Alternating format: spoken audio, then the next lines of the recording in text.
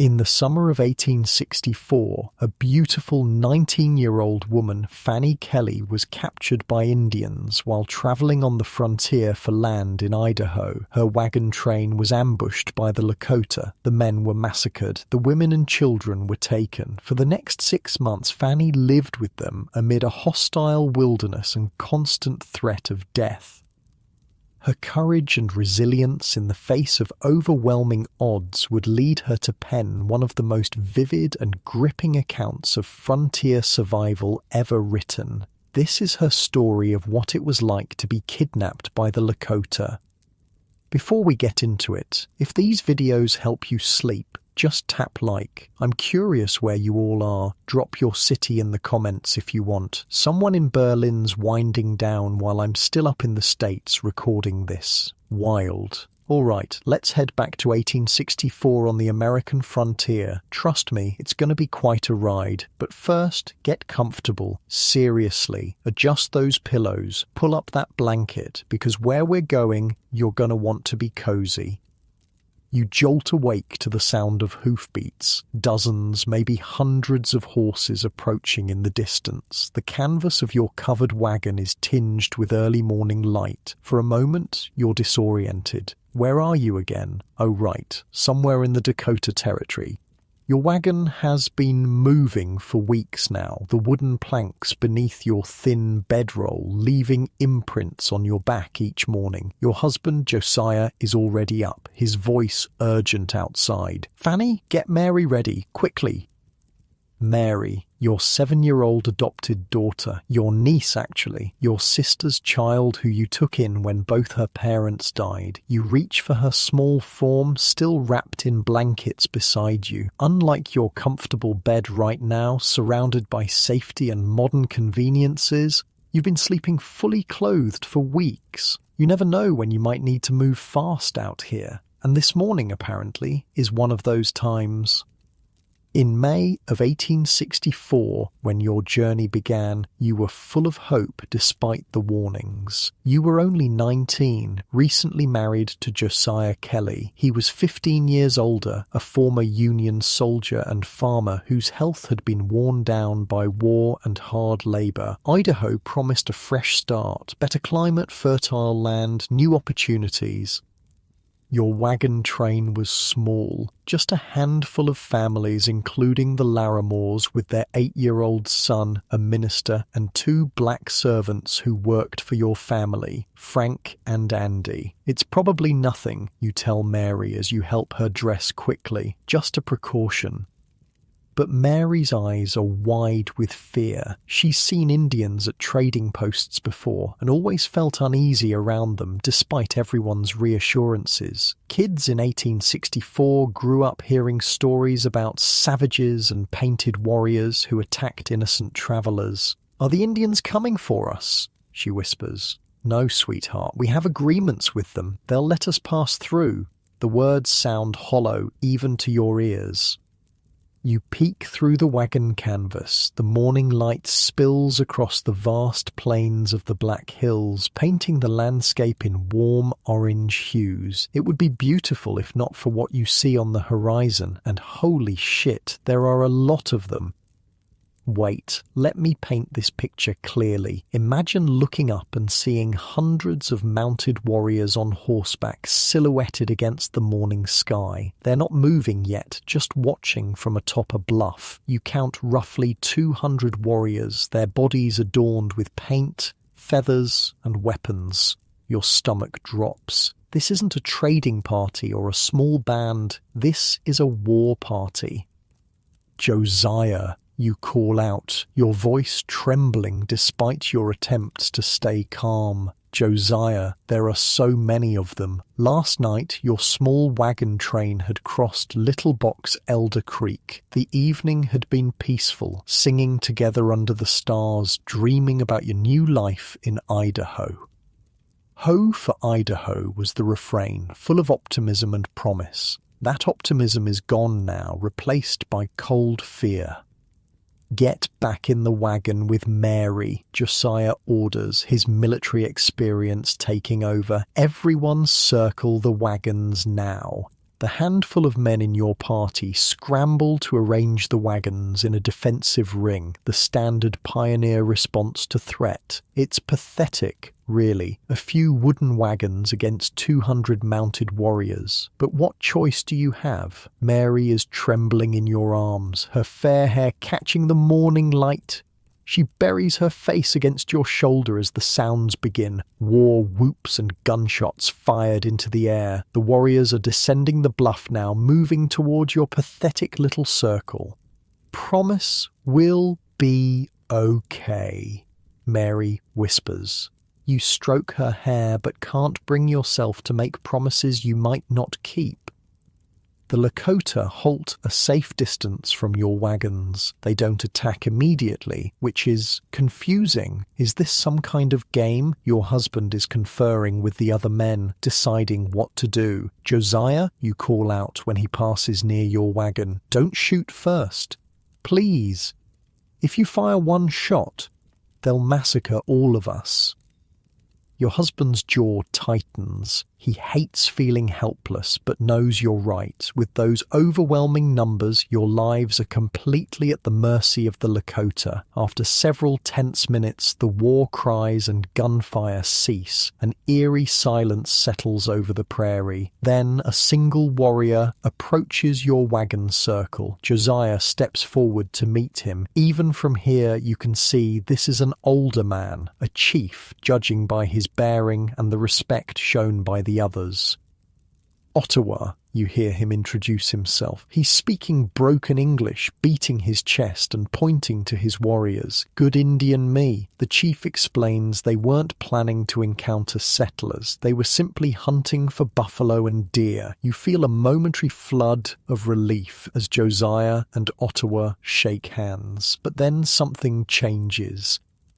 The rest of the warriors suddenly push forward, flooding into your wagon circle. They're smiling, nodding, extending hands for shakes, but there's something predatory in their movements. They're scanning everything, taking inventory. Mary looks up at you with the same expression she had at those trading posts, like she knew something the adults didn't, like she could see through the pretense. Trading, Chief Ottawa insists. We trade. Josiah, desperate to keep peace, agrees, but it quickly becomes apparent this isn't trading, it's taking. The warriors are becoming more brazen by the minute, seizing whatever catches their eye. You're thinking, why aren't we moving? Why are we just sitting here letting this happen? But Josiah's strategy becomes clear. He's stalling. The Oregon Trail is well traveled. If another wagon train or military patrol comes along, the Lakota might withdraw. It's a desperate plan, but it's something. I don't like this, Mary whispers. Their smiles aren't real. Smart kid, because when one warrior reaches for Josiah's gun, the facade cracks. Your husband pulls back, finally showing resistance. No, he says firmly, hand on his weapon. The tension spikes immediately. This is it. The moment everything explodes. But then Ottawa intervenes, telling his warriors the trading is done. He instructs your party to continue down the trail. The relief is palpable as you organize to move out.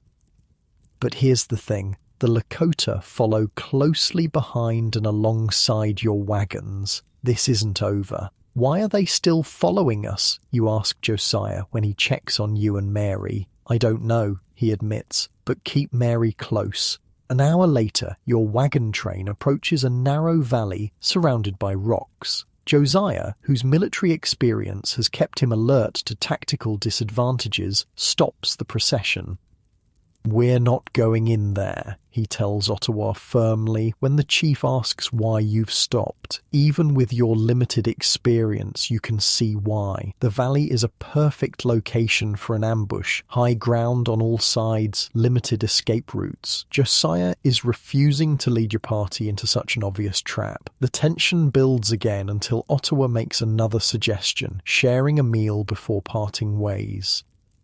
You think, is this really happening? We're going to have a picnic with the people who might be planning to kill us? But again, what choice do you have? Your party begins preparing provisions, desperate to maintain peace. In the hurry and confusion, people scatter to collect firewood, gather supplies, prepare food.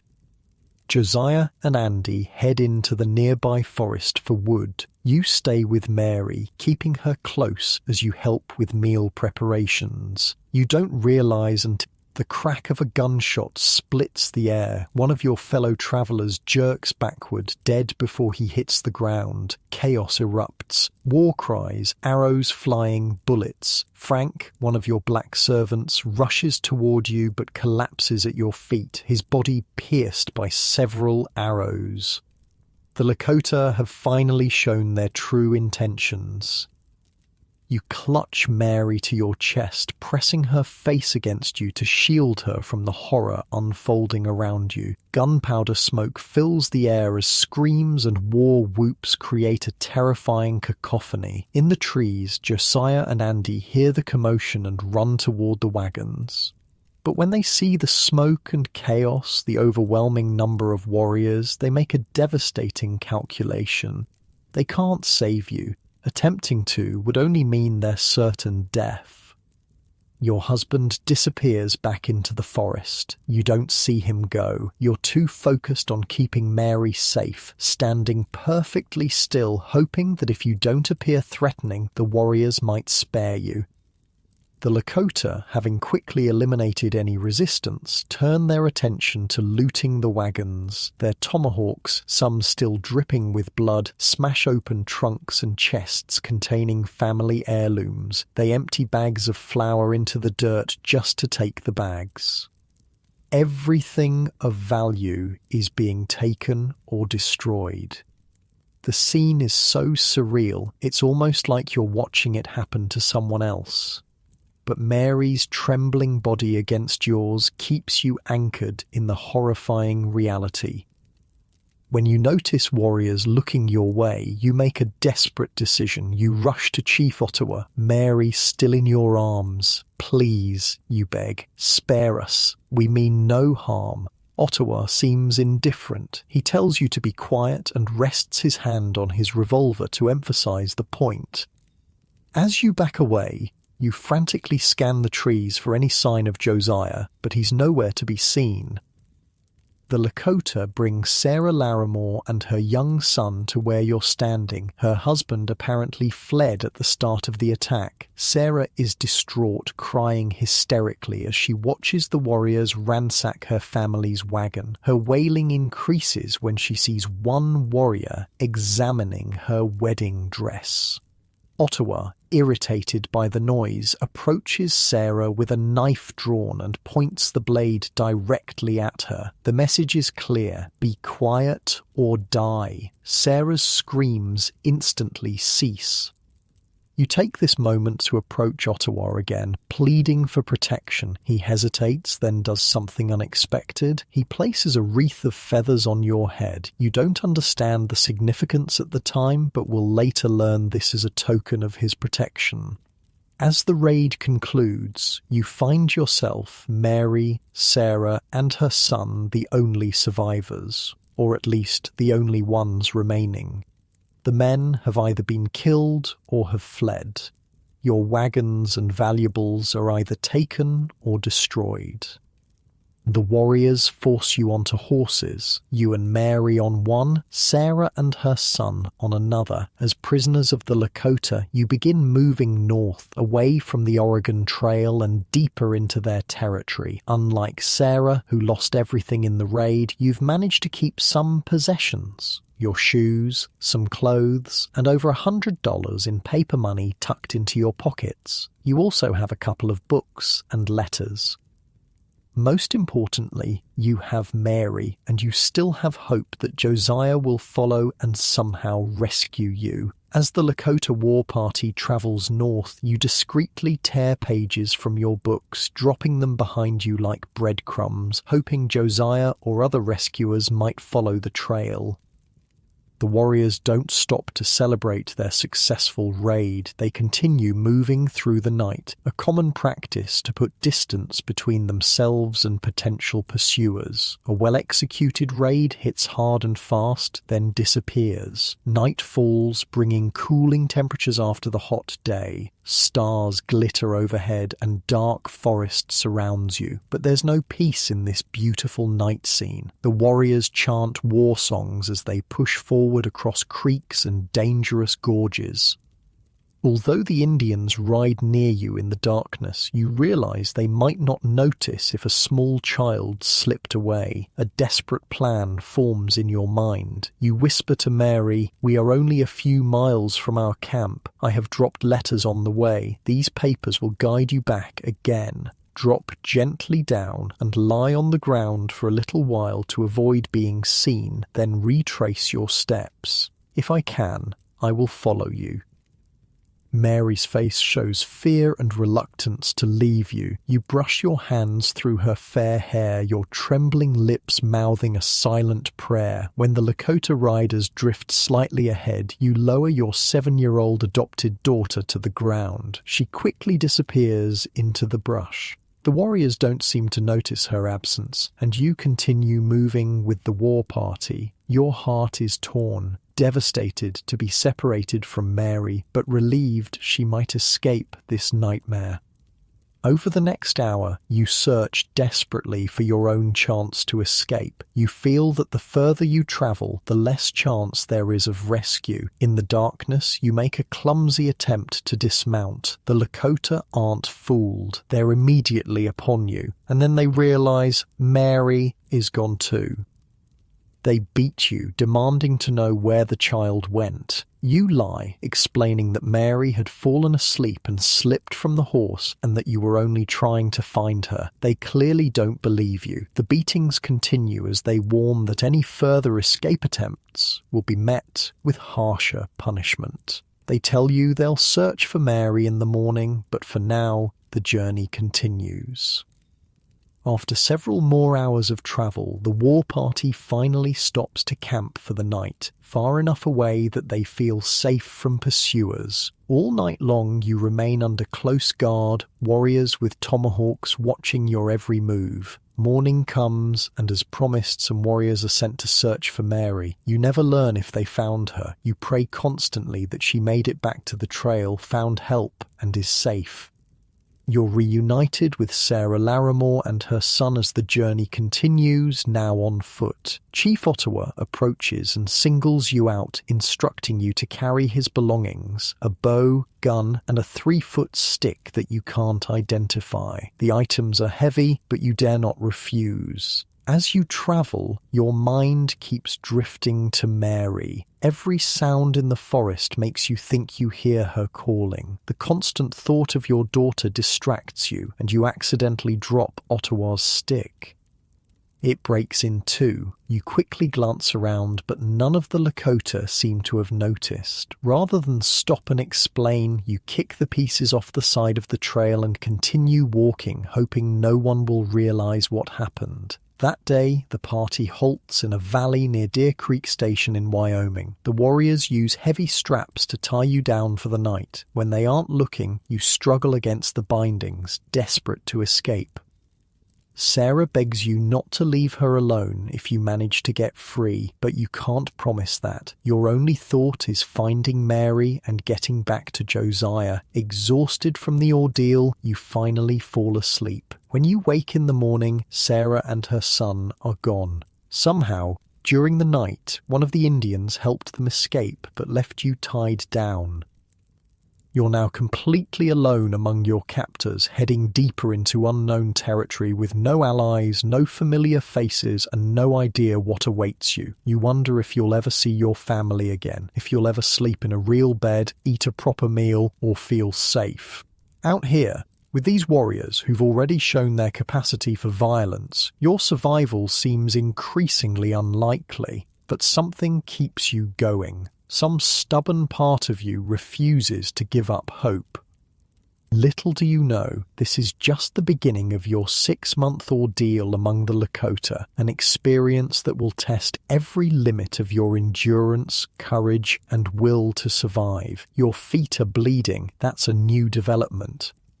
After days of forced marching, the soft skin of your settler's feet wasn't ready for this terrain. Sharp rocks, prickly underbrush, and now scorching sand. Each step sends fresh jolts of pain up your legs as you trudge forward, still carrying Chief Ottawa's belongings, like some kind of pack mule.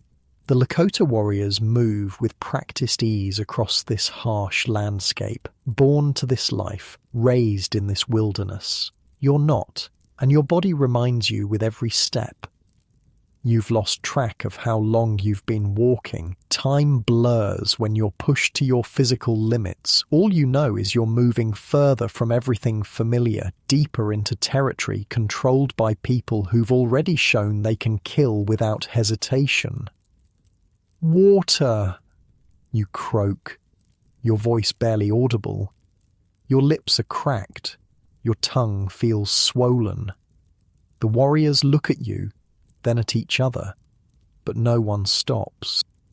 The Lakota war party has been travelling relentlessly since leaving the site of the wagon train attack. Their pace is brutal, designed to put distance between themselves and any potential pursuers. But unlike them, you weren't raised to travel like this. You weren't prepared for days without proper water or rest.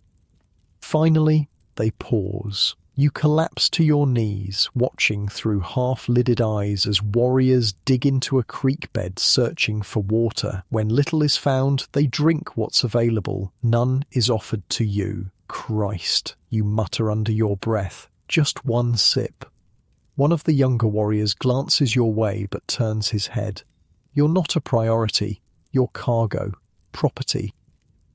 You force yourself up and keep moving because what other choice do you have? Die here in the dirt? As brutal as captivity is, some stubborn part of you refuses to give up. Night falls after what feels like endless walking. Your legs are trembling from exhaustion, but something different is happening in the camp tonight. The Lakota make a big fire, larger than previous nights, and begin to dance around it. The rhythmic stomping, the chanting, it's unlike the other evenings. This feels ceremonial, important, and somehow that makes it more terrifying. Ottawa stands near the fire, his face transformed by the dancing shadows. He watches you with an intensity that makes your skin crawl. Then suddenly he stops the dancing, turns to you and yells, "Choa Chapa!" Everyone stares at you. You have no idea what he means. "Choa Chapa," he repeats, more aggressively this time. His hand moves to his weapon. You stand frozen, desperately trying to understand what he wants. A young Lakota boy named Wheel approaches, making a puffing motion with his lips. Realization dawns on you with horrible clarity. The pipe. Ottawa wants his pipe. Your mind races back to the 3-foot stick you'd been carrying. The one you dropped and broke days ago, the one you kicked off the trail rather than admit you'd broken it. That wasn't just any stick. It was Ottawa's ceremonial pipe. Oh God. Ottawa's face contorts with rage as he realizes you've lost his sacred pipe. To him, this isn't just carelessness, it's sacrilege. He declares that you must die for this sin. He's saying they're going to kill you. A warrior who knows some English mutters, "Tie you to horse, use for target practice." Your knees go weak as warriors bring forward a horse. Others notch arrows in their bows. They place firebrands in hot coals to make the horse run wild while you're tied to it. You realize with horror, one Indian is sent to retrieve a particularly fast mount. This is actually happening. You drop to your knees, frantically praying, thinking of Mary and Josiah. Ottawa approaches with rope in hand. You've got seconds to live. Your hands frantically search for something, anything to make up for what you've done. Your small books are useless, maybe your shoes, but then you remember the money, the $120 in paper bills you've kept hidden in your pockets since the raid. In a frenzy, you pull out the banknotes and basically throw them at Ottawa and the nearby warriors. You fan out the bills, passing them around, insisting on their high value. Money, good money, you cry, pressing the paper into their hands. Very valuable many horses. The warriors examine the green paper with curious eyes. They've seen American money before. They know it has power among white settlers. Ottawa turns a bill over in his hand, studying the elaborate printing. Something changes in his expression. Whether impressed by the money itself or amused by your frantic pleading, you can't tell. But he barks an order and the warriors lower their weapons. You actually faint from relief. When you wake, you're still guarded, but the horse, ropes and target practice preparations are gone. You've bought another day of life with $120, every cent you had. The journey continues for days, each one blending into the next. You're a walking ghost now. Barely eating, sleeping only when you collapse from exhaustion, speaking to no one. But you're alive. And as long as you're alive, there's hope. When the party nears the Powder River, something unexpected happens. Ottawa's brother-in-law notices your deteriorating condition and takes pity on you. He gives you fresh stockings for your bleeding feet. This simple act of kindness, the first you've experienced since your capture, is received as an insult by Ottawa. A heated argument erupts between the warriors. Ottawa, enraged that someone would show kindness to his prisoner without permission, actually fires a shot at his brother-in-law's horse.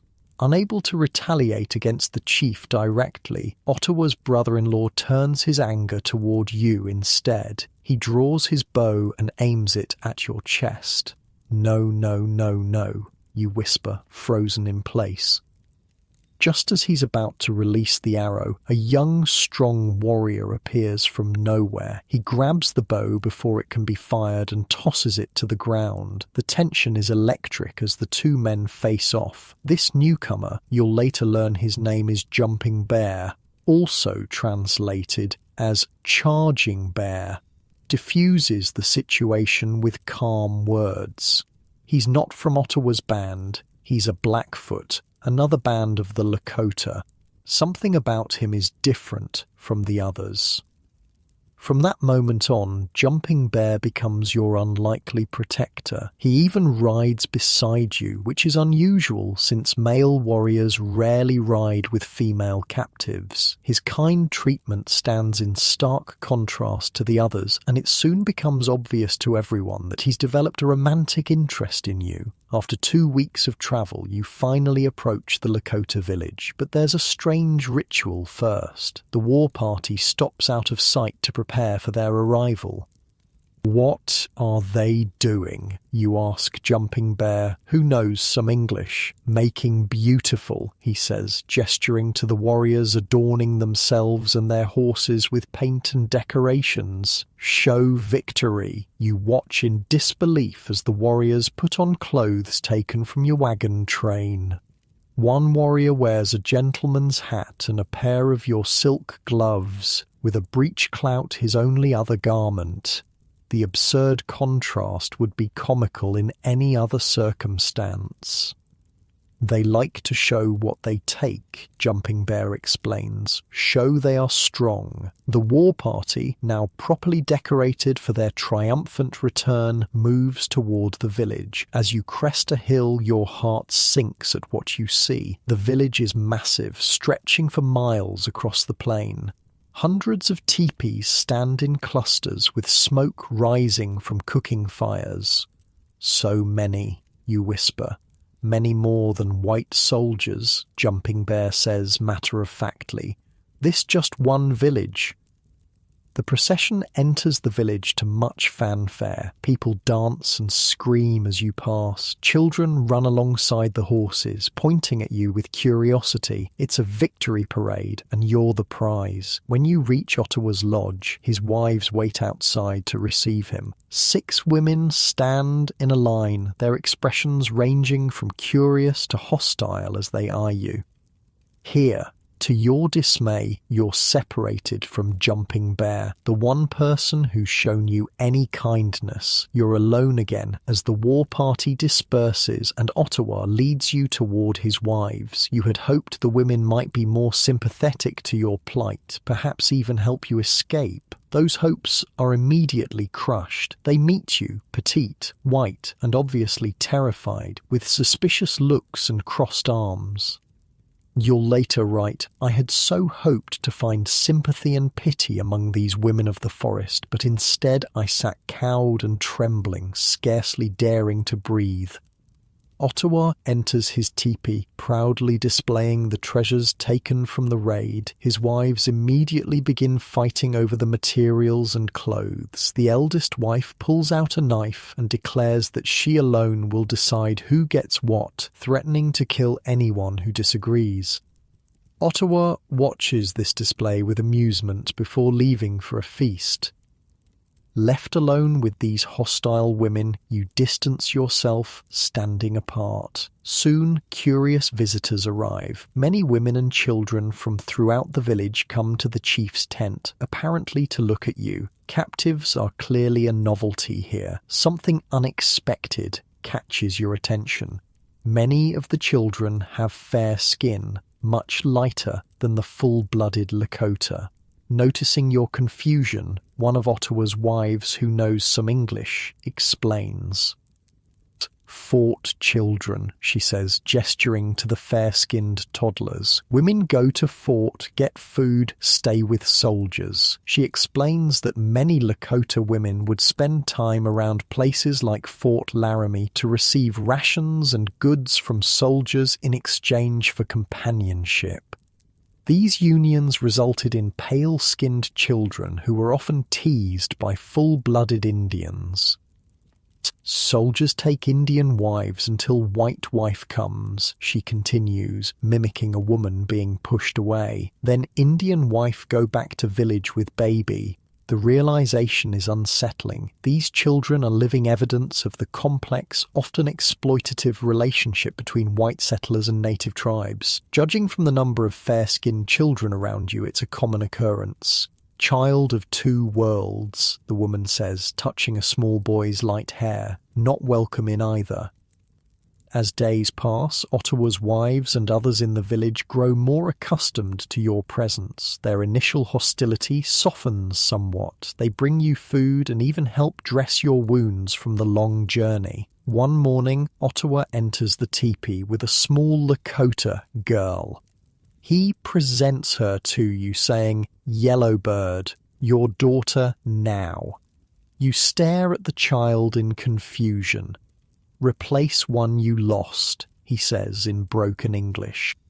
The meaning hits you like a physical blow. This child is meant to replace Mary, but instead of comfort, her presence brings only renewed grief, a stark reminder of your adopted daughter whom you may never see again. Yellowbird approaches you tentatively. She's perhaps 4 or 5 with dark eyes that watch you without fear. Despite your inner turmoil, you find yourself responding to her innocent trust. What else can you do? Reject her and risk angering Ottawa? The oldest wife, seeing your interaction with Yellowbird, unexpectedly shows kindness. She shares her tea with you to help you sleep. Despite her earlier display of temper with the other wives, she's become oddly protective of you. That night, you and Yellowbird curl up together in the teepee. The little girl's warm body next to yours provides an unexpected comfort. You realize it's your first good night's sleep since being taken captive. Sleep, the old wife says, nodding approvingly. Tomorrow, much work. And she's right. Your days quickly fill with labor. Cooking, cleaning, carrying water, scraping hides, gathering wood. You're expected to earn your keep as the lowest-ranking member of the household. The work is backbreaking, especially for someone raised as a white settler with no knowledge of Lakota ways. Your hands blister and bleed as you learn to process buffalo hides. Your back aches from carrying water from the river, but the physical pain is almost welcome. It keeps your mind from dwelling on darker thoughts. No, an older woman says, taking a hide from your hands. Like this. She shows you the proper technique for scraping, her weathered hands moving with practiced efficiency. You try to mimic her movements. Better, she nods, but her expression says it's still not good enough. Everything here requires skills you've never learned. Making pemmican, tanning hides, constructing and breaking down teepees, preserving food for winter. The Lakota women have been doing these tasks since childhood. You're starting from nothing. White hands, a young woman laughs, pointing at your blisters. Soft like baby. You laugh despite yourself. Not soft anymore, you say, showing her your calluses. The woman nods approvingly. Soon strong like Lakota. One morning, a group of women invite you to join them at the river to wash clothes. It's the first time you've been included in a social activity, and you accept eagerly, grateful for any chance to feel human connection. At the riverbank, the women chatter and laugh as they work. You can't understand most of what they're saying, but the camaraderie is familiar. Women working together, sharing the load. For a moment, it almost feels normal, until one woman asks, "You have husband before?" "Yes," you say, thinking of Josiah. "My husband is looking for me." The women exchange glances. One makes a slashing motion across her throat and they all laugh. Your momentary comfort evaporates. "White man dead or gone," says the woman who knows English. "Maybe new husband soon." Your stomach churns at the implication. Marriage to a Lakota warrior wasn't something you'd considered as part of your captivity. Later that day, back at Ottawa's lodge, you notice Jumping Bear speaking with the chief. They keep looking in your direction. The conversation seems intense, with Jumping Bear gesturing emphatically while Ottawa shakes his head. "What are they saying?" you ask one of Ottawa's younger wives. She smiles slyly. "He want to buy you." "Buy me? Like trade?" She nods. Jumping Bear offer many horses for white woman. The idea of being traded like property makes your skin crawl, yet you find yourself hoping Ottawa agrees to Jumping Bear's offer. At least he's shown you kindness. At least he doesn't beat you or threaten you with death. But Ottawa refuses, sending Jumping Bear away with angry words. You watch your potential protector leave with a sinking heart. That night, as Yellowbird sleeps beside you, you stare into the darkness overhead. The smoke hole at the top of the teepee frames a patch of star-filled sky. The same stars that shine over your home, over wherever Josiah might be searching for you, over the place where Mary might be safe. Or not.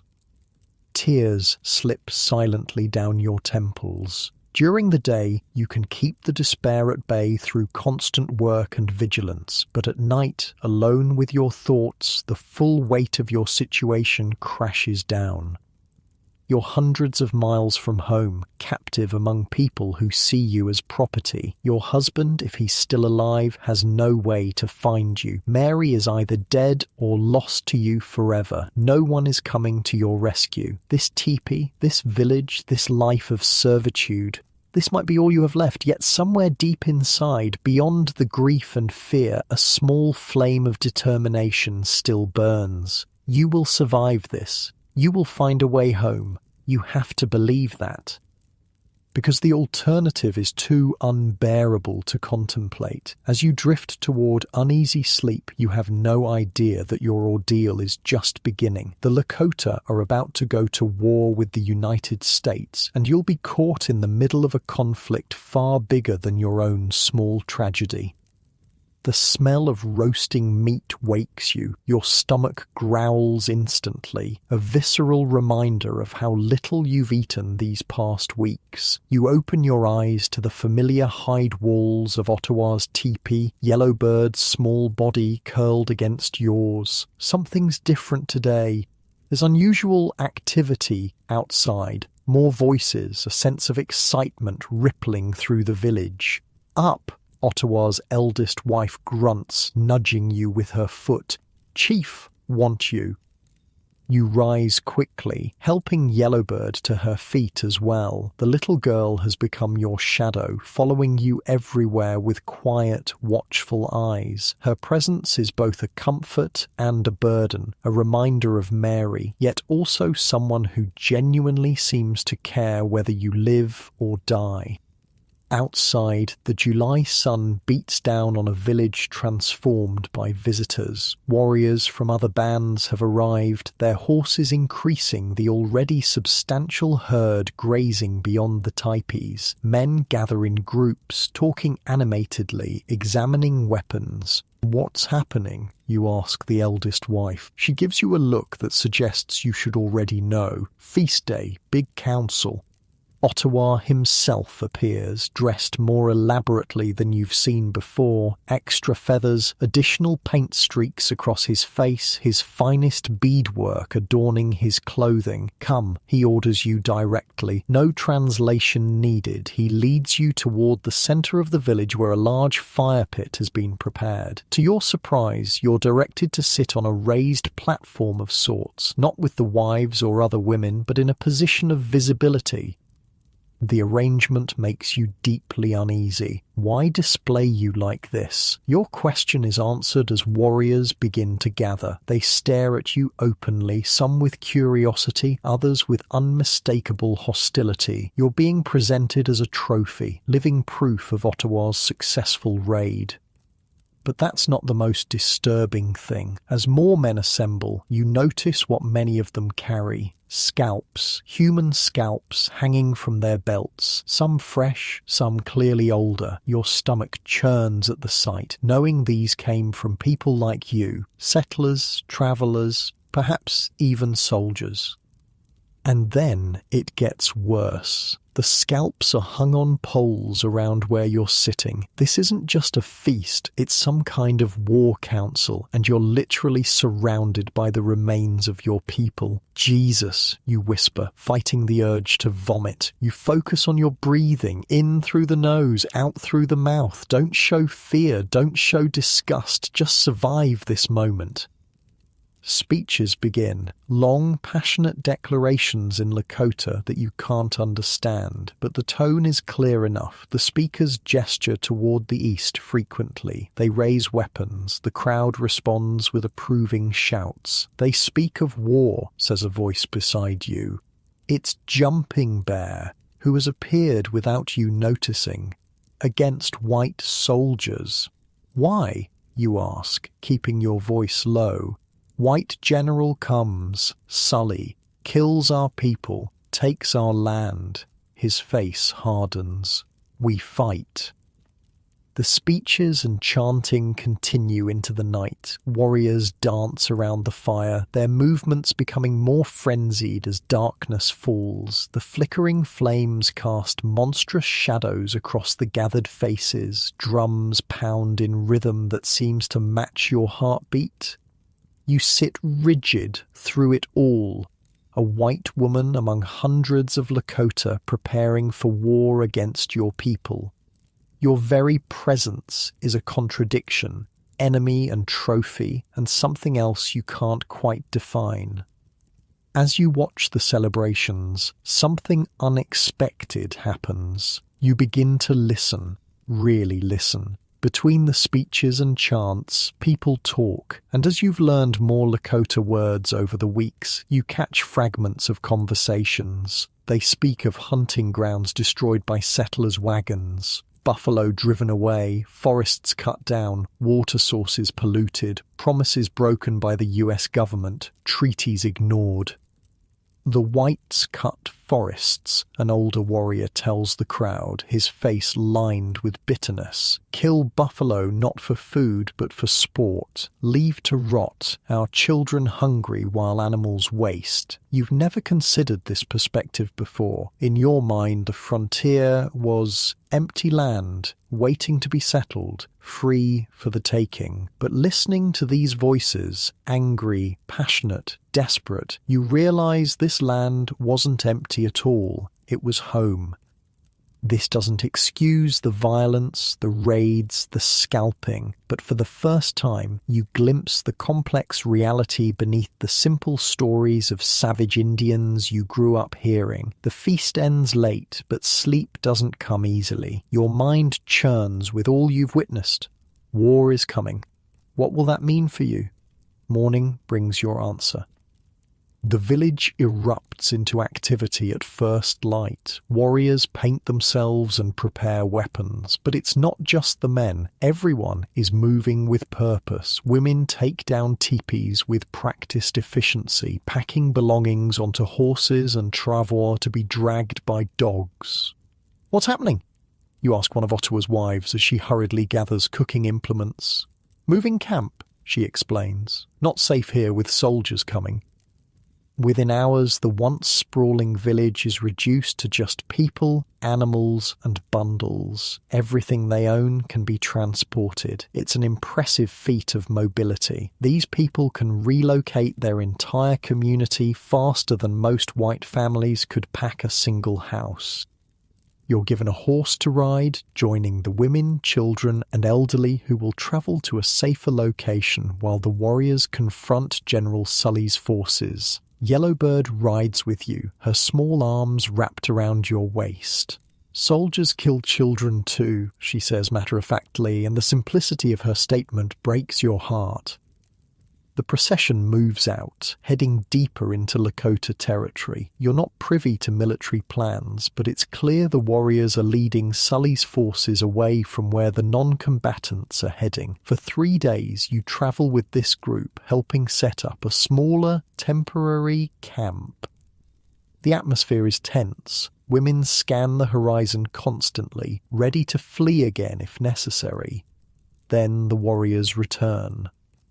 Their whoops of victory reach the camp before they're even visible. When they crest the hill, the women rush out to meet them. The men are displaying scalps, fresh ones, and captured weapons. Their celebration makes it clear this skirmish went in favor of the Lakota. You don't know what happened to Sully's men, how many died, whether they retreated or were massacred. But the evidence of violence is unmistakable. To your horror, Ottawa comes directly to you. He pulls you from your tasks and has you painted, actual war paint applied to your white skin. Then, as the victory celebration continues, you're made to hold the staff carrying their trophies. Human scalps sway before your eyes as warriors dance around you. The message is clear. See what we do to your people. You could be next. According to what you'll later write, the warriors jumped around in a circle, brandishing their weapons and whooping and yelling the war cry in the most frightful manner. All jumped upon both feet at the same time with simultaneous stamping and motions with their weapons, keeping exact time.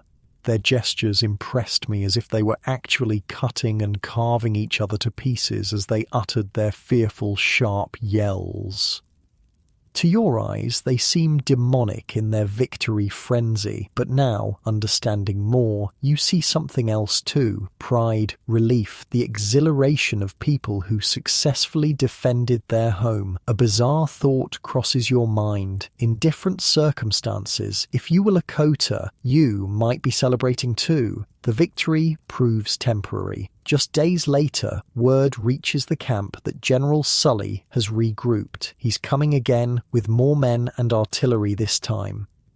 Ottawa and the other chiefs gather quickly to discuss options. You've learned enough Lakota by now to understand the basics. This force is too large to confront directly. The only option is to retreat. Sully say he give us most severe punishment Indians ever receive, translates Jumping Bear, who's managed to find moments to speak with you despite Ottawa's disapproval. Many soldiers, big guns. By dawn, the camp is again in motion. Warriors still capable of fighting prepare to engage in delaying tactics while the main group, you included, flees toward the Badlands. This retreat is far more desperate than the previous one. You travel until sundown without breaks, finally stopping when you reach the Missouri River. You're dehydrated, sunburned, and exhausted. Your eyes constantly scan the horizon, hoping against hope to see US soldiers who might rescue you. "Looking for blue coats?" asks one of Ottawa's wives with a knowing smirk. You don't answer, but your face must betray you. "They not come for one white woman," she says. "Not worth it." That night, under a sky so vast and star-filled it almost hurts to look at, you wonder if she's right. Does anyone even know you're alive? Is anyone looking for you? Or have they all assumed you're dead, another casualty of the frontier? The next day brings a new development. Wounded warriors arrive in camp. To your surprise, you're called to help treat them. Your initial reluctance fades when you see the extent of their injuries. Whatever your feelings about the Lakota, basic human compassion kicks in. You clean wounds, apply poultices as directed by the tribal healers, and help bind injuries. Your gentle touch and focused care earn nods of approval from the Lakota women. "Good hands," says one elderly healer. "Steady." It's strange to feel pride in this context, but there it is, a small glow of satisfaction that you've done something well, something useful, something that might, in some small way, improve your standing among these people. The tribe continues its retreat into the Badlands, a desolate territory of rugged terrain, sparse vegetation, and extreme temperatures. They hope General Sully won't follow them there, but Sully proves more determined than they anticipated. "White General still comes," reports a scout, his horse lathered with sweat from hard riding, many soldiers not stopping. The news sends a fresh wave of panic through the camp. The pace increases. People begin abandoning supplies to travel lighter and faster. Lodge coverings, clothes, tools, blankets, cooking utensils, anything not absolutely essential for immediate survival. You watch as generations of carefully crafted possessions are left behind. Beautiful beadwork, intricate quill work, items that took months to create, all abandoned in the desperate flight. The horses, already thin from hard travel, are beaten to continue. Some collapse from exhaustion. The tribe pushes on, finally crossing the Yellowstone River to escape Sully's pursuit. Later, when warriors go back to collect some of their abandoned supplies, they return with grim news. Sully's men have burned everything. Teepees, food stores, winter clothing, tools, all deliberately destroyed. "They not want fight us," says Jumping Bear bitterly. "They want starve us, kill by winter." The strategy is cruelly effective. With winter approaching and their supplies destroyed, the tribe faces a dire situation. Food becomes increasingly scarce. Game is hard to find in the Badlands. The few horses and dogs that die of exhaustion are butchered and eaten, but there's never enough. Hunger becomes your constant companion. Your already thin frame grows gaunt. The smallest tasks require enormous effort. You're often denied what little food is available, as the warriors and children are fed first. You resort to eating grass and whatever edible plants you can identify. The communal crisis affects everyone's temperament. People who were previously kind grow irritable and suspicious. Arguments break out over the smallest things. The thin veneer of acceptance you'd built begins to crack. One morning, you wake to news that the warriors who had been fighting Sully's forces have returned. But this isn't like before. There's no celebration, no display of trophies. These men are defeated, some wounded, all exhausted and demoralized.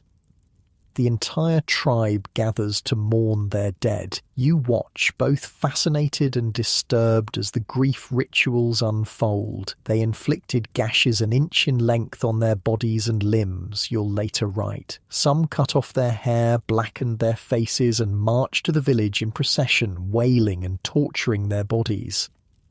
The collective grief turns to anger, and predictably, much of that anger focuses on you, the only white person present, a living symbol of the enemy that's causing their suffering. Ottawa and other chiefs bring you to a council. In the centre of their circle, a stake has been placed in the ground, surrounded with sticks and kindling. The meaning is unmistakable.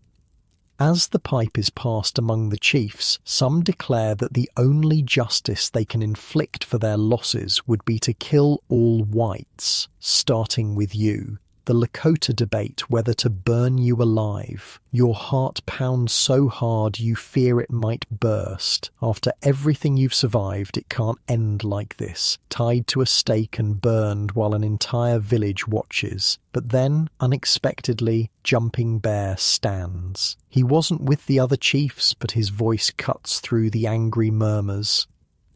Vengeance is our right, he says, in Lakota, which you've now learned enough to partially understand. But this woman, since her capture, has been kind to us. She is innocent. Our children love her as a sister. She should not be punished for the sins of her people. His words seem to reach even the angriest warriors. The tension shifts. The chiefs confer quietly, then abandon the plan to burn you.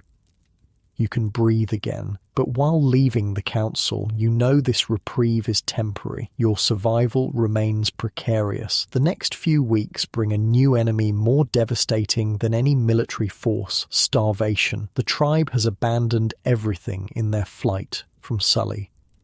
Now, deep in the Badlands, with winter approaching, there's simply not enough food.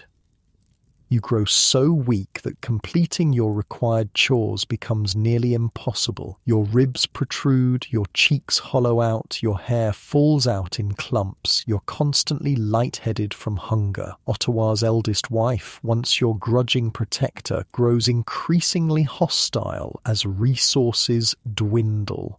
She watches with narrowed eyes when another Indian woman takes pity on you and shares meat from her husband's recent deer hunt. That night, I saw rage in her eyes, you'll later recall. Hunger and jealousy made her dangerous. The breaking point comes when the old woman draws her knife, vowing to kill you for taking food that could go to Lakota children. You run, terrified, searching for Ottawa. He tries to intervene, but his elder wife's rage cannot be contained. When Ottawa places himself between you and his wife, she stabs him several times in a blind fury. Another Indian, seeing the commotion and assuming you must be the cause, pulls out a revolver and fires multiple shots at you. The bullets miss, but one lodges in Ottawa's arm. Chaos erupts. You run, expecting to be killed on the spot. But warriors quickly capture you. To your shock, instead of punishment, you're brought to Ottawa's teepee. The chief lies bleeding from the stab wounds and gunshot. He's severely injured, and you're left to dress his wounds. You never see the elder wife again. No one tells you what happened to her, and you don't ask. For the next few weeks, your primary role is tending to Ottawa. The blood loss and bullet wound have significantly weakened him, but even in this state he works to strengthen the tribe's position. With so many of their original supplies destroyed by Sully's forces, Ottawa looks to forge alliances with other bands. He arranges to marry the daughter of another chief, hoping this union will strengthen his tribe against future attacks. Having lost nearly all his tradable goods, Ottawa looks to you, or rather, what little you have left. He takes your shoes, the ones you've managed to keep since your capture, as a gift for his new bride. She accepts them gladly. You watch with a strange detachment as your last personal possessions become tokens in tribal politics. The fine shoes you wore as a settler's wife, now on the feet of a Lakota chief's newest bride, a bizarre symbol of how completely your old life has been stripped away. As autumn deepens in the Badlands, you've adjusted somewhat to your captive life. You speak enough Lakota to communicate basic needs. You've learned their customs well enough to avoid major offences. You've formed a genuine bond with Yellowbird, the child given to replace Mary. But you never stop looking for an opportunity to escape. Every day you study the patterns of the village, note which warriors guard which areas, observe where horses are kept. You memorize landmarks, try to determine directions. If a chance comes, you'll be ready. What you don't know is that far away, people haven't forgotten you. Your husband Josiah has been searching relentlessly. The US military has become aware of your captivity, and events are already in motion that will dramatically change your circumstances.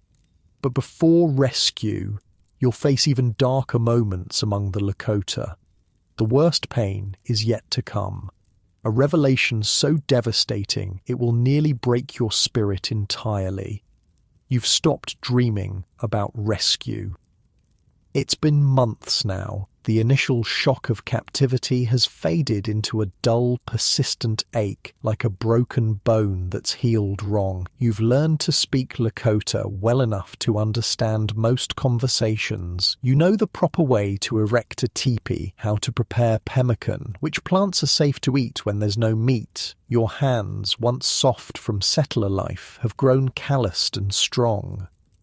Some nights, lying beside Yellowbird in Ottawa's teepee, you can almost forget this isn't your real life. Almost. But then morning comes, and with it the knowledge that you're still a captive, still hundreds of miles from anything familiar, still surrounded by people who see you as property, still uncertain if anyone you loved is alive or searching for you. The Lakota have been moving constantly through the Badlands, staying ahead of General Sully's forces while searching for game. Ottawa has recovered enough from his wounds to travel, though he remains weakened. His new marriage alliance has brought some unfamiliar faces into the band. Warriors from other Lakota groups joining forces against the increasing military pressure. Today's journey is particularly grueling. The terrain is harsh, rocky outcroppings, sparse vegetation, extreme temperature swings between day and night. Water is scarce, forcing long detours to find reliable sources. By midday, your lips are cracked, your throat parched. You ride with Yellowbird, the little girl dozing against your back in the afternoon heat. The child has become your tether to sanity, someone to care for, someone who cares whether you live or die. You've stopped thinking of her as a replacement for Mary and started seeing her as a person in her own right. A warrior you don't recognize rides up beside you. He's from one of the newly allied bands, younger than many, with sharp eyes that study you with unsettling intensity. He doesn't speak, just matches his horse's pace to yours. Something about him makes your skin crawl. You focus straight ahead, hoping he'll lose interest and ride elsewhere. Then you notice what hangs from his saddle. A small shawl, your shawl, the one you wrapped around Mary on that terrible night when you lowered her from the horse and into the darkness. The world seems to stop. Your lungs forget how to draw air. Your vision narrows to that single piece of cloth, frayed at the edges now, stained with dirt, but unmistakably yours, unmistakably Mary's. Then you see what hangs beside it. A small scalp with fair hair. No, you whisper, the word barely audible over the pounding of blood in your ears. The warrior notices your gaze. His face remains impassive, but there's a glint in his eye. Pleasure at your recognition, your horror. You fall from your horse. Later, you'll write that you dropped to the ground as if dead, and in that moment, part of you does die. Every hope you've secretly harboured, that Mary escaped, that she found help, that she's safe somewhere, perhaps even reunited with Josiah, all of it collapses under the unbearable weight of what hangs from that warrior's saddle. My eyes rested on the frightful sight, you'll later write. I trembled in my saddle and grasped the air for support. A blood-red cloud seemed to come between me and the outer world. You lie in the dirt, unable to move, barely able to breathe. The warriors try to get you to stand, to continue the journey. You beg them to kill you. They don't. They simply leave you there. After what feels like hours, someone helps you back onto your horse. Yellowbird's small hands touch your face, wiping away tears you didn't know were falling. "Why sad?" she asks in Lakota. You can't answer. How do you explain to a child that you've just seen proof her people murdered your child? That the girl you were forced to abandon is definitely dead, her hair taken as a trophy by the very people you now live among? Sick, you manage to say. Heart sick. She nods solemnly, as though this makes perfect sense. Perhaps it does. Perhaps even a child in this harsh world understands that some pains go beyond physical ailments. The days that follow pass in a fog of grief. You perform your tasks mechanically, eat without tasting, speak only when absolutely necessary. Even Yellowbird's presence brings little comfort now. Every time you look at her, you think of Mary, and the pain is fresh again.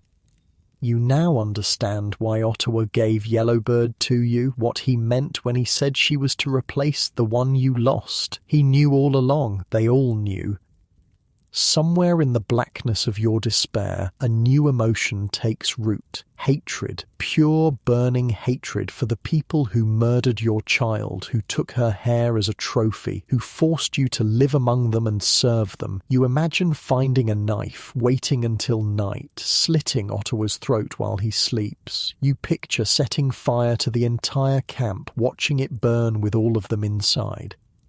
But these are just fantasies. The reality is that you're one woman among hundreds of warriors. Any attempt at revenge would end with your immediate death, and despite everything, some stubborn part of you still wants to live, so you endure. Day after day, you wake up, you work, you eat what little food is available, you sleep. You speak when spoken to. You obey orders. You survive because the alternative is to give up, and something in you refuses to give them that satisfaction. Weeks of mindless routine pass this way. The tribe continues moving through the Badlands, always one step ahead of starvation. The game is scarce, the edible plants few and far between. Everyone is hungry, but as a captive, you're last in line for food. Your body, already thin, becomes skeletal. Your hair falls out in clumps. Your gums bleed. Simple tasks leave you dizzy from exertion. Then one day, something unexpected happens. A well-dressed Indian rides into the village on a handsome horse. Unlike the ragged, hungry warriors you've grown accustomed to seeing, this man looks healthy and prosperous. His clothing is fine, his horse strong and well-fed. You notice him immediately, but he doesn't approach you right away. For several days he observes from a distance, conferring with Ottawa and other leaders. Finally, he comes to you as you're scraping a hide outside Ottawa's teepee. "You Fanny Kelly?" he asks in surprisingly good English. You're so shocked to hear your full name that for a moment you can't respond. "Yes," you finally manage. "I am." He reaches into his clothing and produces a folded paper. From Captain Marshall, 11th Cavalry. Your hands shake as you take the letter. It's been so long since you've seen English words on paper. The handwriting is neat, formal, the script of an educated military man. The letter explains that the US military knows you're alive. They've made several attempts to rescue you. They've sent this man, Porcupine, a friendly Indian, to bring you back, rewarding him with provisions, including the fine clothes and horse you noticed. Most importantly, the letter says Porcupine can be trusted because the fort has his 3 wives as hostages, ensuring his cooperation. Hope, so long absent, flares painfully in your chest. This is it, your chance at freedom, at returning to whatever remains of your old life. Maybe Josiah is waiting at the fort. Maybe there's still a future for you beyond captivity. You look up at Porcupine, tears blurring your vision. When do we leave? His expression shifts, a sly smile replacing his previously neutral face. We don't? What do you mean? I not take you back, he says simply. I join Lakota, fight whites. The hope that had briefly lightened your heart crashes down, heavier than before. But your wives, you stammer. The hostages, Porcupine laughs. White soldiers are cowards. They never kill women. I will deceive them as I have done before. Please, you beg, clutching the letter that now feels like cruel mockery. Please, help me. He shakes his head. I tell them you died. Sickness. He makes a coughing sound, then laughs again at his own joke. With that, he walks away, leaving you kneeling in the dirt, the letter crumpled in your fist. This betrayal, learning that people know where you are but still can't help you, is almost as devastating as discovering Mary's fate. Almost, but not quite. Nothing could match that pain. Still you cling to one small comfort. People are looking for you. The military knows you exist. Your captivity hasn't been forgotten by the outside world. It's a thin thread of hope, but you grasp it tightly. The tribe continues to struggle with starvation as they stay in the Badlands. The warriors hunt constantly but return with less and less game. The women dig for roots, gather what edible plants they can find, but it's never enough. Children cry from hunger. Even the dogs grow gaunt, their ribs visible through matted fur. One day, you narrowly escape a prairie fire that sweeps through the area where you're gathering plants. You run back to camp, breathless, only to find Ottawa's newest wife waiting with fresh accusations. You bring bad luck, she hisses in Lakota. Since you come, only bad things happen. You've learned enough about Lakota beliefs to know many consider you a bad medicine, a source of misfortune. Some believe your presence is why game is scarce, why Sully pursues them so relentlessly, why the weather has been particularly harsh. That's not true, you reply, in her language. These things would happen whether I was here or not. She spits at your feet. Ottawa should have killed you long ago. You don't argue further. What's the point? In her position, you might believe the same thing. When life becomes unbearably hard, humans need something or someone to blame. As the outsider, the enemy, you're the obvious choice. The relationship between you and Ottawa's newest wife grows increasingly tense. Unlike the elder wife who initially hated you but eventually showed protection, this woman's animosity only deepens with time. She watches you constantly, looking for mistakes, for reasons to punish you. She sabotage, she tells Ottawa one evening, pointing at a torn piece of hide you've been working on. Waste good buffalo skin. The tear happened accidentally. Your hands were trembling from hunger and fatigue. But Ottawa doesn't ask for your explanation. He simply strikes you across the face, hard enough to split your lip. Next time, no food 3 days, he says coldly. You nod, tasting blood, knowing any protest would only make things worse. That night, as you lie beside Yellowbird, the little girl touches your swollen lip gently. Why Ottawa hurt? She asks. Because I made a mistake, you say softly. She shakes her head, her expression serious beyond her years. No, because he can. The simple truth of a child. Ottawa hurts you because he can, because you're property, not a person, because in this world power is everything and you have none. After 5 months with the Lakota, you've lost track of exact dates, but you know winter is approaching, the nights grow colder, frost appears on the ground in the mornings, the tribe begins preparing for the harsh season ahead, but with their supplies depleted and game scarce, the prospect is grim. One morning, a commotion at the edge of camp draws everyone's attention. A band of Blackfoot Lakota, a different band than Ottawa's Oglala, have arrived. They've come to bargain, but not for the usual trade goods. They've come for you. From snippets of conversation, you learn that the American military is refusing local Indians winter supplies because they know the tribes are holding a white woman captive. They want you returned to Fort Sully. A council between the two groups lasts 2 days. Ottawa doesn't want to give you up. You're his property, his trophy, but the Blackfoot are insistent. Eventually, they reach a compromise, one that satisfies both groups' desire for revenge against the whites. The Blackfoot will take you to the fort as your rescuers, but once inside, they plan to slaughter the soldiers and return you to Ottawa. The thought of being used as bait in a massacre horrifies you. You want nothing more than to be reunited with your people, but not at the cost of leading them into a trap. I won't do it, you tell Jumping Bear, who has explained the plan to you. I won't help them kill soldiers. He studies your face. Then you never leave. Die here, starving, when winter comes. The impossible choice tears at you. Refuse to cooperate and remain a captive, possibly dying of starvation in the coming winter, or agree to the plan, potentially reaching safety, but at the cost of leading others into an ambush. Before you can decide, the choice is made for you. The Blackfoot leave 3 horses with Ottawa as collateral for your return after they fulfill their plan. You're going, whether you want to or not.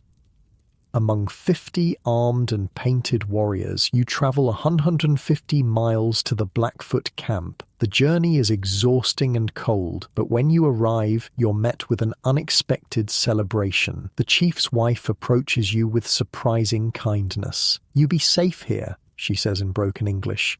"Anyone hurt you? Big trouble." This protection is welcome, especially when you learn you'll have many visitors. The Blackfoot are not the only ones incentivized by the US to return captives. Other groups hope to pick up rations to help them survive the coming winter. The Yankton are the first to visit, expressing their desire to purchase you. The Blackfoot chief refuses. After several other bands make similar offers, the Blackfoot begin hiding you. One night, an Indian even cuts into your teepee in an attempt to kidnap you.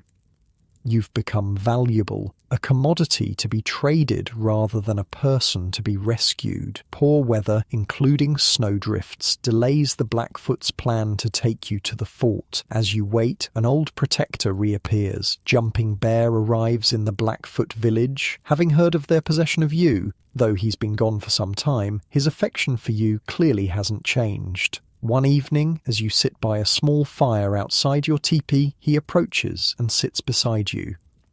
"I think of you," he says simply, "many days, many nights." You don't know how to respond. This man has protected you multiple times, shown you kindness when others showed cruelty, but he's still one of them, the people who killed Mary, who've kept you captive, who've made your life a waking nightmare for months. Yet looking at him now, his face lined with genuine concern, you see an opportunity, perhaps your only opportunity. "If you truly care for me," you say carefully, "there is something you could do." He leans closer. "What?" "Carry a letter to my people at the fort. Deliver it personally to General Sully." Jumping Bear pulls back, instantly wary. "Letter say what?" You choose your next words with extreme care. "It would say that you have been kind to me, that you should be rewarded." You pause, then add, "The army would give you a fine horse so you could return with your prizes." He's tempted. You can see it in his eyes, but still hesitant. "Letter not harm my people." "No." you lie. I promise. In truth, you plan to warn the general about the surprise attack, to beg the soldiers to rescue you while exposing the Blackfoot plot, but Jumping Bear doesn't need to know that. The letter speaks well of you, you insist.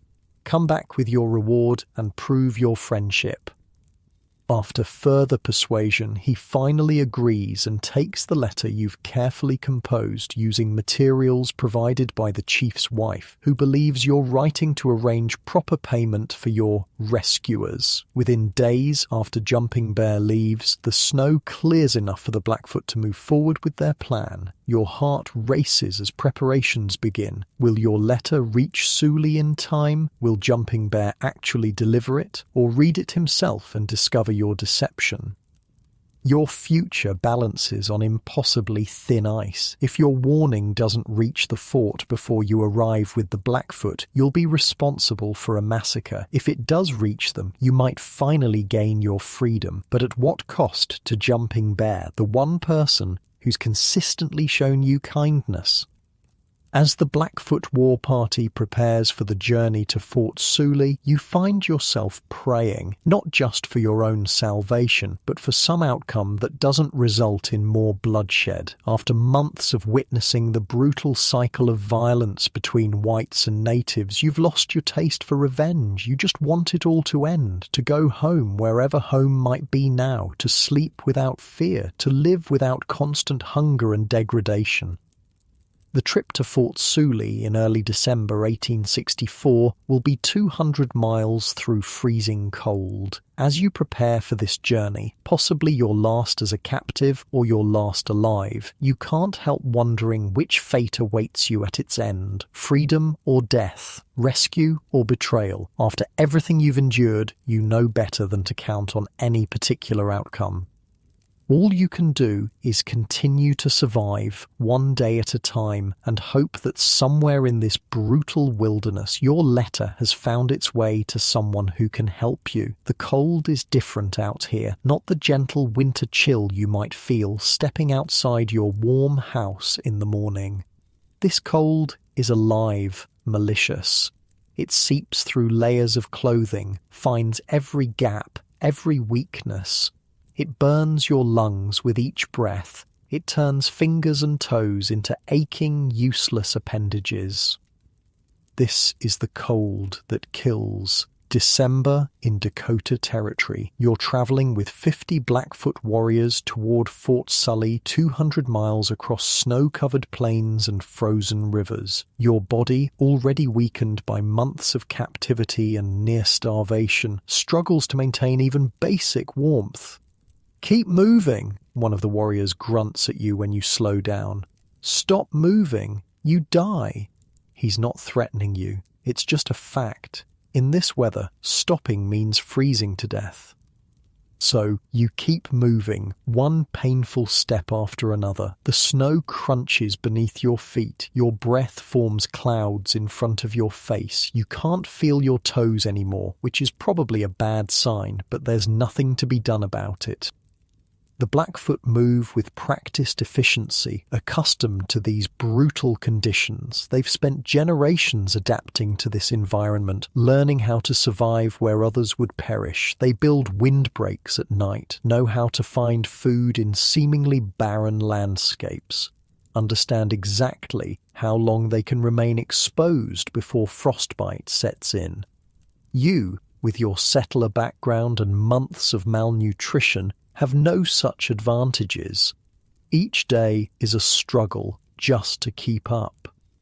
"Think of warm place," advises the chief's wife, who's taken an unexpected interest in your welfare. "Think of fire, summer, hot springs. Mind helps body." You try, focusing on memories of summer afternoons, kitchen fires, wool blankets, but the biting wind keeps dragging you back to the frozen present. At night, huddled in borrowed buffalo robes around small fires, the warriors tell stories and make plans. You've learned enough Lakota to understand most of their conversations now. You listen carefully, hoping to gauge how committed they are to their plan to massacre the soldiers at Fort Sully. 50 warriors, good weapons, says one man, gesturing enthusiastically. We enter with woman, gain trust, then strike fast. Fort has many more soldiers, cautions an older warrior. Big guns.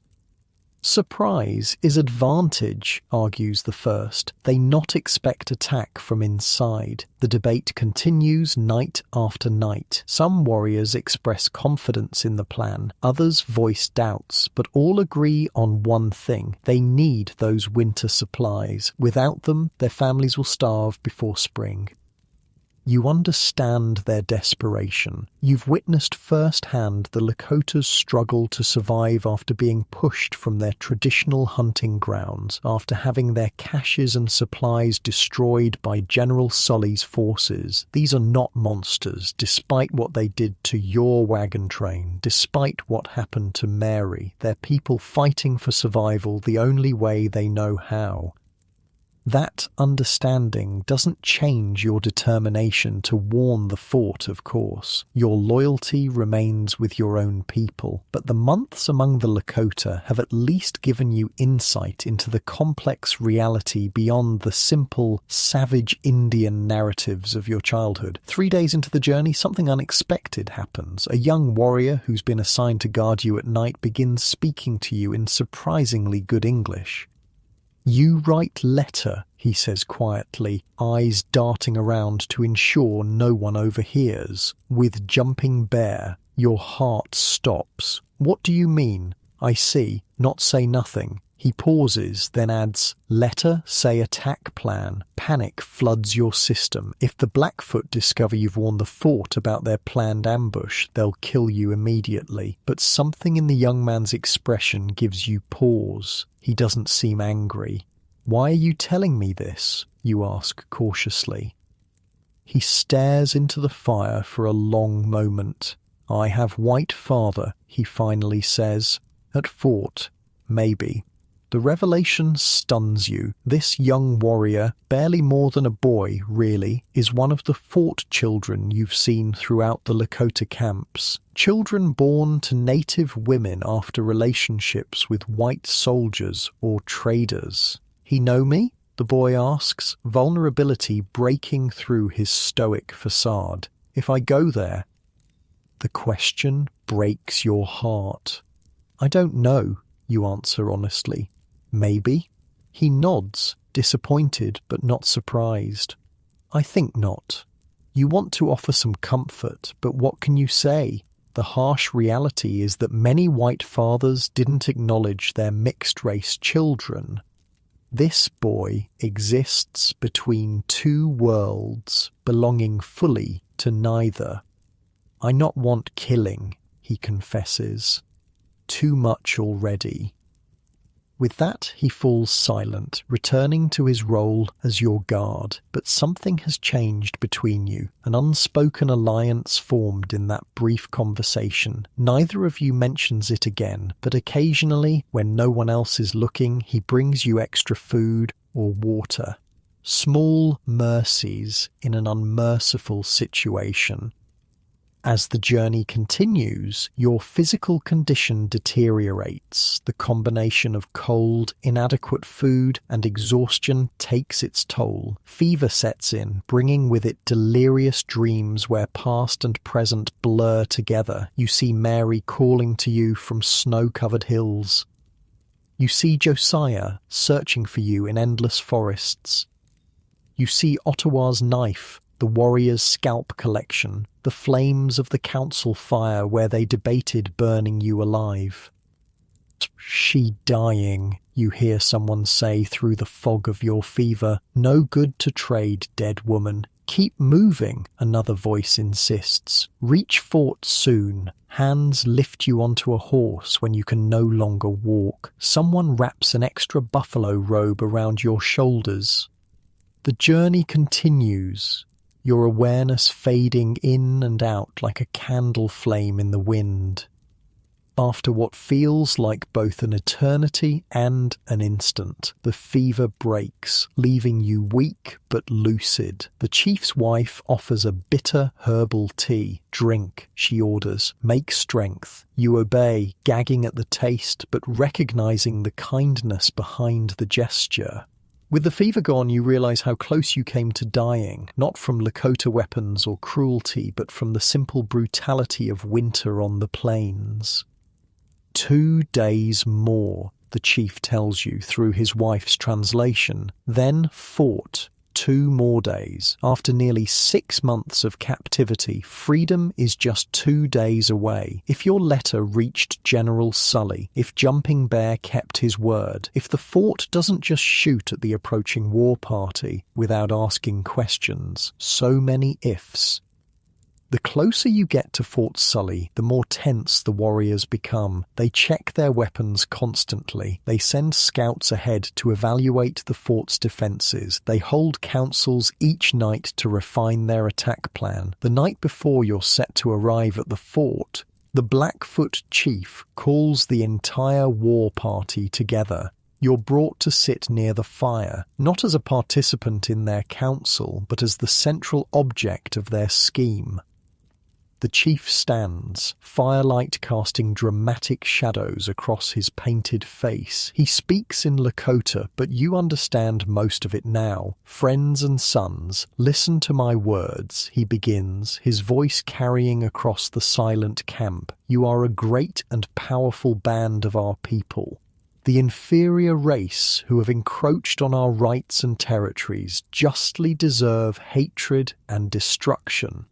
Murmurs of agreement rise from the gathered warriors. The chief continues, his rhetoric building in intensity. "These intruders came among us, and we took them by the hand. We believed them to be friends and true speakers. They have shown us how false and cruel they can be. They build forts to live in and shoot from their big guns. Our people fall before them. Our game is chased from the hills. Our women are taken from us or won to forsake our lodges, wronged and deceived." He pauses, letting the grievances sink in, then delivers his call to action. "Meet them with equal cunning. Show them no mercy. They are but few, we are many. Whet your knives and string your bows. Sharpen the tomahawk and load the rifle." The warriors grunt with approval, their faces hardening with resolve. You sit perfectly still, trying to appear impassive while your mind races. This is really happening. Tomorrow, these men will attempt to enter Fort Sully under the guise of returning you, then slaughter everyone inside.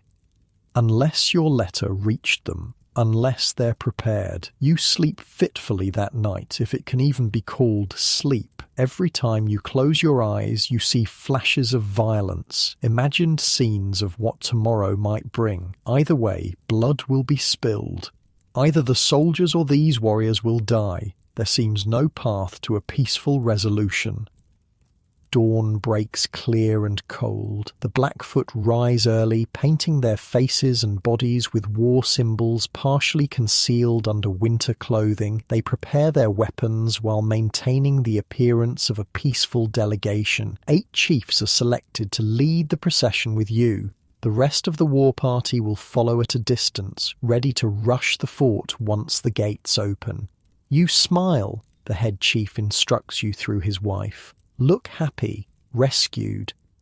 You nod, understanding your role in this grim theatre. "What if I refuse?" the chief's wife translates, then returns his answer with an apologetic glance. "Then you die first." Simple enough. They dress you in a white cotton gown, preserved from the original raid, a stark symbol of your settler origins. A buffalo robe is placed across your shoulders for warmth. You're given their best horse, positioned between the chiefs. As you mount, the young warrior with the white father catches your eye briefly. He touches his heart, then points subtly toward the fort. A wish for your safety, a reminder of your shared secret. You can't be sure, but the gesture provides an unexpected moment of connection in this otherwise tense morning. The procession moves out. 8 chiefs in their finest regalia, you in your white dress on a decorated horse, and behind, at a careful distance, 42 heavily armed warriors ready for battle. The December sun offers light but little warmth as you travel the final miles. Snow blankets the landscape, creating an eerie stillness broken only by the sound of hooves and the occasional snort of horses. No one speaks. The moment for words has passed. Now comes action. Fort Sully appears on the horizon, a wooden structure rising from the white plains like an island in a frozen sea. Smoke rises from chimneys inside. American flags snap in the winter wind. Guards visible on the walls are small figures in blue against the pale sky. Your heart pounds so hard it seems impossible the chiefs riding beside you can't hear it. After almost 7 months in captivity, you're looking at a US military fort, your people, safety. If you can just get inside, if your letter reached them, the fort grows larger as you approach. You can make out individual soldiers now, their rifles glinting in the sunlight. They've spotted your group. There's movement along the walls, more men appearing, weapons ready. Look happy, the chief reminds you in Lakota. Smile. You arrange your features into what you hope resembles joy rather than terror. The chiefs maintain dignified expressions, betraying nothing of their true intentions. When you're about 100 yards from the gate, the chiefs halt the procession. The war party behind you also stops, waiting at a distance that won't raise immediate alarm but allows them to charge quickly when needed. This is it, the moment everything hinges on. A small gate opens. A captain, several officers, and an interpreter exit the fort, approaching your group cautiously. Their eyes move between the chiefs and you, assessing the situation. The captain steps forward, his gaze finding yours. "Fanny Kelly?" he asks. 2 words. "Your name?" Spoken by an American, by someone who knows who you are, who's expecting you. It takes everything in you not to collapse with relief. "Am I free?" you whisper, your voice cracking from emotion and disuse. "Am I free indeed?" The captain's response comes in a whisper that only you can hear. "Yes." Everything after that happens in a blur of motion. The soldiers welcome you and the accompanying chiefs into the fort. The chiefs, believing their plan is working perfectly, signal for the rest of the war party to approach the gate. But as soon as the chiefs are inside, the pleasant demeanor of the soldiers vanishes. A loud voice booms out, ordering the gates closed. Armed men appear on the walls, rifles aimed at the approaching warriors. The trap has been reversed. The ambushers have become the ambushed. The Blackfoot war party, seeing their chiefs taken hostage and the fort's defences mobilised, pull back out of rifle range. Inside, the chiefs realise they've been betrayed. Their faces contort with fury as they look at you. "You!" the head chief snarls in Lakota, lunging toward you before soldiers restrain him. "You warned them!" You say nothing. You don't need to. In that moment, you know Jumping Bear delivered your letter. He kept his word despite knowing what it might contain. He chose your safety over his people's plan. The soldiers quickly secure the chiefs as hostages. The interpreter explains that they will be held until the rest of the war party disperses. No blood is shed, at least not yet. The situation balances on a knife's edge, but for the moment, violence has been averted. And you're finally free. A female attendant leads you away from the confrontation into the fort proper. The sudden transition from captivity to safety is disorienting. Wooden floors beneath your feet instead of frozen ground, walls and a roof. The smell of cooking food, real food, not the near-starvation diet you've endured for months. "You're safe now, Mrs. Kelly," the woman says gently, guiding you to a chair. "You're among friends." You sit, your legs suddenly unable to support you. The buffalo robe slides from your shoulders. The white dress, meant to symbolize your value as a captive, now feels like a costume from another life. "My husband," you manage to say. "Josiah Kelly, is he?" "Alive and searching for you still," the woman assures you. "We've sent word. He'll come as soon as possible." Alive. Josiah is alive. After all these months, after everything, you haven't lost everything. There's still someone waiting for you. "And Mary?" you ask, though you already know the answer. You saw the evidence yourself hanging from that warrior's saddle. The woman's hesitation confirms it. "I'm sorry," she says softly. "The search parties found remains, a child matching her description." You nod, the grief familiar now, almost an old companion after the weeks since you saw that fair-haired scalp. "I know," you whisper. "I already knew." A doctor arrives to examine you. He tries to be clinical, professional, but you see the shock in his eyes as he documents your condition. Severe malnutrition, frostbite on several toes, scars from beatings, infected wounds from the journey. You've been living so long with these ailments that you've almost forgotten they're not normal. "You'll recover," he tells you, though his expression suggests he's not entirely confident. With proper food, rest and care. Food arrives, a bowl of simple broth to start, nothing too rich for your shrunken stomach. You nearly weep at the taste. After months of near starvation, even plain broth tastes like a feast. As you sip slowly, savouring each spoonful, you find yourself in the strange position of having to answer questions, even as you have so many of your own. Officers need information about the Lakota, their numbers, locations, leaders, plans. You tell them what you know, leaving out certain details. You don't mention Jumping Bear's kindness or the young warrior with the white father. Some stories aren't yours to tell.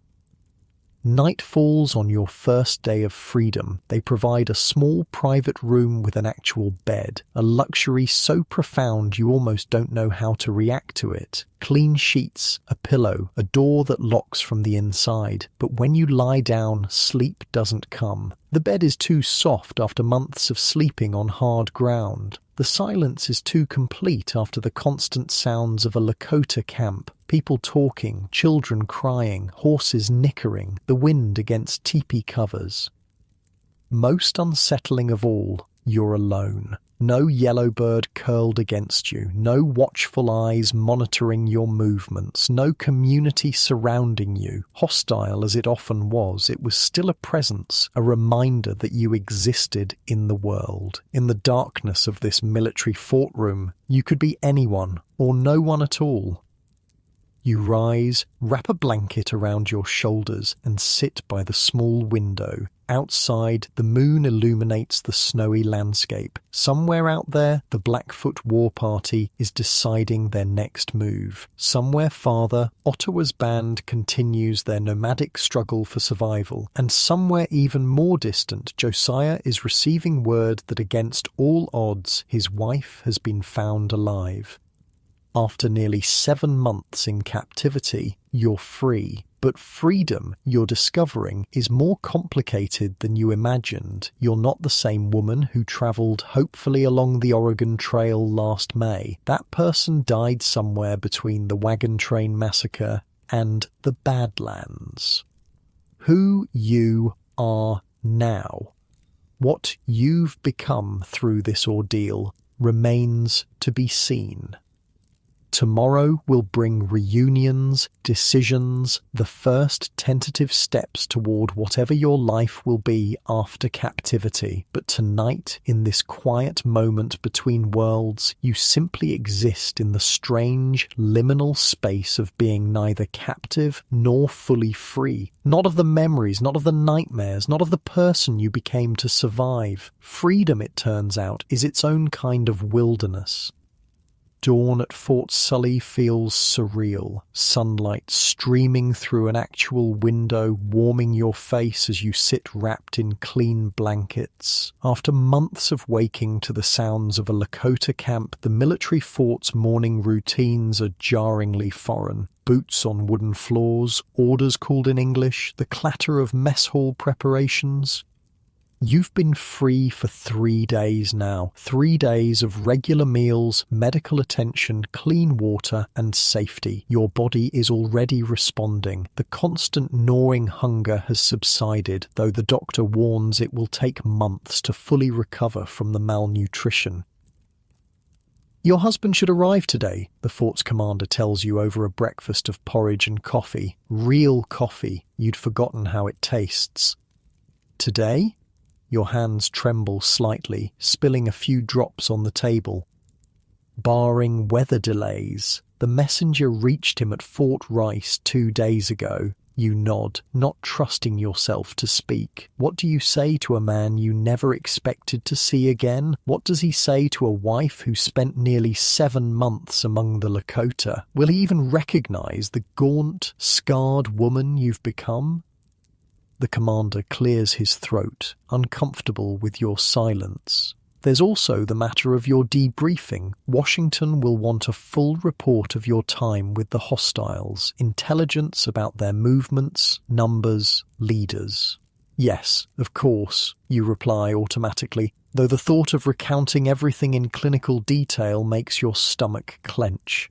Particularly regarding their military capabilities, weapons, strategies, alliances between bands. You look down at your half-eaten porridge. I'll tell you what I can, but even as you say it, you realize there are things you won't share. The kindness Jumping Bear showed you, the young warrior with the white father who helped you, Yellowbird's small hands comforting you after you learned of Mary's fate. These memories feel private, complex in ways military reports can't accommodate. The Lakota were your captors, yes, sometimes cruel, sometimes terrifying, but they were also people, complicated, contradictory people trying to survive in a world that was rapidly changing around them. How do you explain that to men who see only enemies? A commotion outside interrupts your thoughts. Voices, excited, a horse arriving at full gallop, boots rushing across the yard.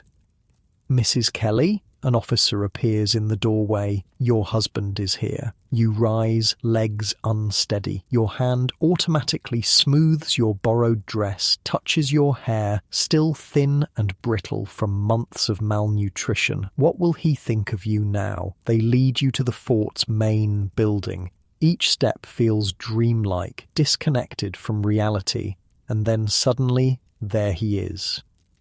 Josiah stands in the center of the room, hat clutched in hands that have aged years in the months you've been apart. His face is thinner, hair greyer, eyes shadowed by what can only be described as grief given temporary reprieve. For a moment, neither of you moves.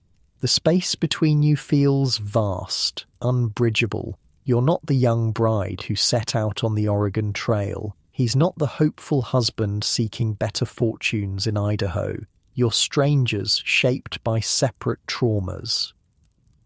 Fanny, he finally whispers, voice breaking on those 2 simple syllables. Something cracks inside you, a dam holding back emotions you couldn't afford during captivity. You cross the room in unsteady steps, and then you're in his arms, sobbing against his chest, while he murmurs your name over and over like a prayer. I never stopped looking, he says into your hair.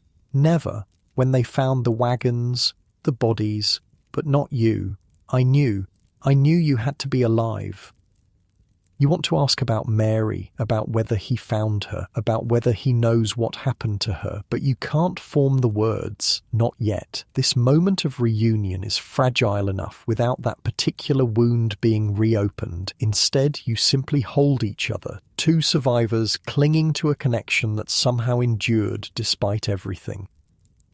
Later, in private, you tell him about Mary. He already knows, had found her remains himself during his relentless search for both of you. The grief is a shared burden now, a jagged piece of your history that you carry together. I couldn't save her, you whisper, the guilt that's haunted you for months finally given voice. I tried to help her escape, but I couldn't save her.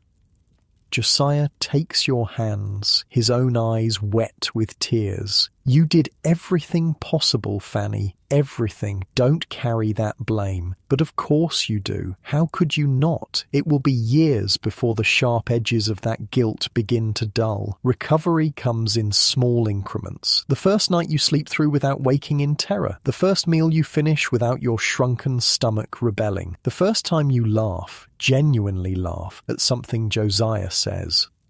Physical healing is straightforward, if slow. Proper nutrition gradually restores your strength. Frostbitten toes heal, though two are permanently damaged. Bruises fade, hair grows back, the body, remarkably resilient, repairs itself. Mental recovery proves more elusive. Nightmares plague your sleep, warriors chasing you across endless plains, Mary calling for help you can't provide, Ottawa's knife at your throat. You find yourself listening for sounds that don't exist here. Teepee coverings flapping in the wind, women pounding dried meat for pemmican, warriors chanting around evening fires. It's normal, the fort's doctor assures you. Your mind is still adjusting. It will take time. Time. Everyone tells you that time will help. Time will heal. Time will create distance between you and the trauma. But time also blurs the boundaries between your two lives in unexpected ways. You find yourself automatically rising at dawn, body accustomed to the early starts required in a Lakota camp. You catch yourself using Lakota words for everyday objects. Sometimes you even miss certain aspects of that life. The open sky overhead at night, the communal aspects of women working together, even Yellowbird's small form curled against you in sleep. These moments of unexpected nostalgia feel like betrayals. How can you miss anything about your captivity? How can any part of you long for elements of a life that was forced upon you? The mind is complicated, Josiah says, when you finally confess these feelings. It doesn't mean you wanted to be there. It just means you're human. His understanding is a gift you hadn't expected. 2 weeks after your reunion, you and Josiah leave Fort Sully. The military has debriefed you as thoroughly as possible, extracting what information they consider valuable while showing little interest in your personal experiences. To them, you're primarily a source of intelligence about the enemy.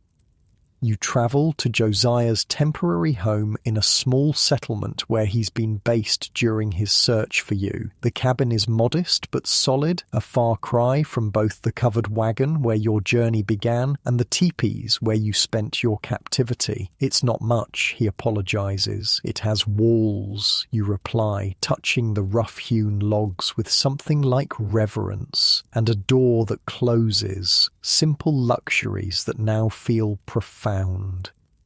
News of your rescue spreads quickly. You're a 9-day wonder, the white woman who survived almost 7 months with the Lakota and lived to tell the tale. People stare when you venture into the settlement. Some approach with uncomfortable questions, morbid curiosity barely disguised as concern. Did they, one woman asks, unable to actually articulate her real question. You look her directly in the eyes. They took everything I had, made me work from dawn to dusk, nearly starved me to death, and killed my adopted daughter. Isn't that enough? She retreats, flustered. You've learned that direct confrontation usually ends these intrusions. But not all interactions are negative. A surprising letter arrives from Washington, D.C. itself. President Grant and Congress have awarded you $5,000 as compensation for your losses to the Indians and your assistance in preventing the raid on the fort. $5,000, Josiah breathes, staring at the letter. That's That's a fortune.